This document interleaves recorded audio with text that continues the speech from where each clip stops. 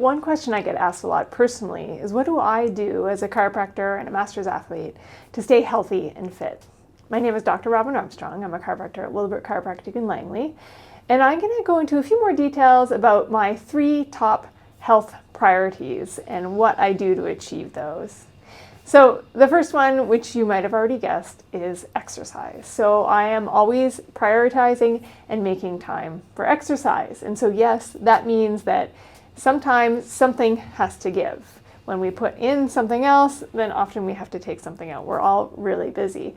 But I make this really a priority as part of my week and part of my day, because it fills a lot of buckets for me. Of course, then I get that, cardiovascular health benefit, I get stretching and mobility, I get strength, but then I also get mental health benefits, sometimes social benefits if I'm getting together with a friend or a group.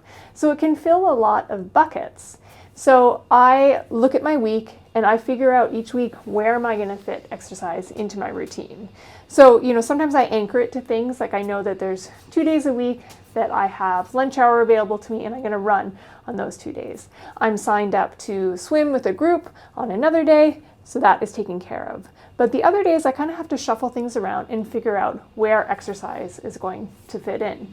And if it is one of those busy weeks, then I might have to fit in just little snippets of exercise. So I did a video in January about movement snacks, and you can even plan for little movement snacks and movement pieces too when it's not just a big chunk of time. Of course, I want you to prioritize that big chunk of time for exercise, but sometimes that's a limiting factor, and I try not to let that get to me. I try to at least go out for a little walk or do a bit of stretching and just get some movement in my day.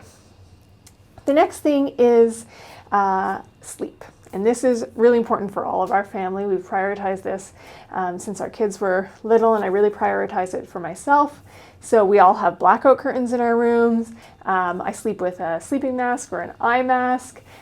We use white noise machines. We even travel with them in our suitcase, which often causes problems during customs security. But we want to make sure that our body is getting the signals that it's nighttime, so we're blocking out that extra light, because this is when our body is going to produce melatonin, which is going to help us sleep.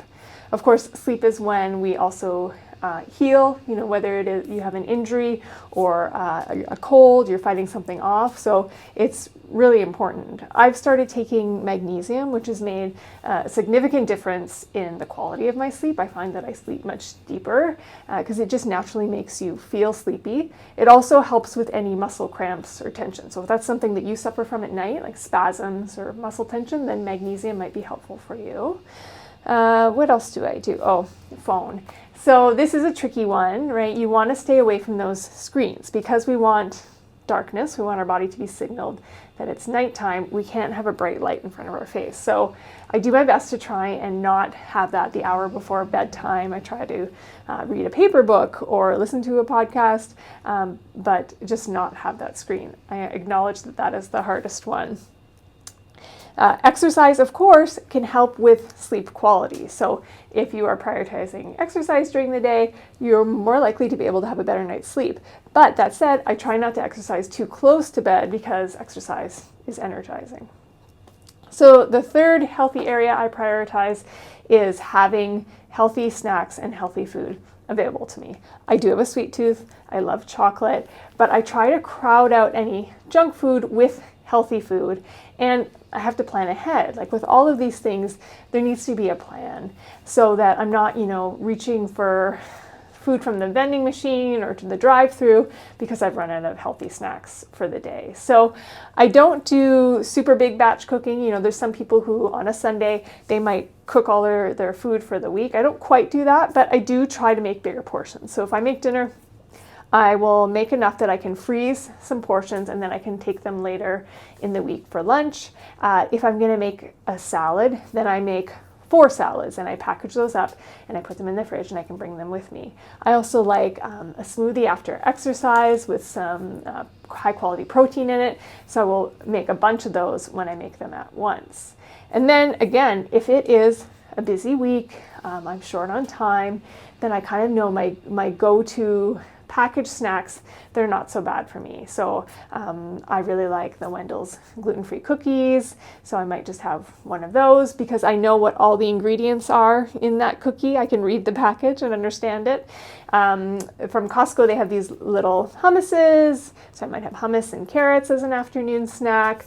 I found some low sodium soups from Costco, and so then I might add some frozen broccoli or throw in some, salad greens to cook in, so just to up the actual vegetable content of it. But again, it takes a little bit of planning, but I prioritize that because I know, again, that I feel better, and then it crowds out the unhealthy or the junk foods. So each of these topics could be its own extended video, which I would love to talk about. So if you have any questions, feel free to ask me. I would also love to hear what your health priorities are and what do you do to make those happen in your life, because it's not easy and it takes planning, and we're all human and we're going to make mistakes, but then as long as we get back on track, we're going to be okay. We post regular content under Willowbrook Chiropractic on Instagram, Facebook, and YouTube. If you have any questions about what I talked about here today, please feel free to ask. We're always happy to help.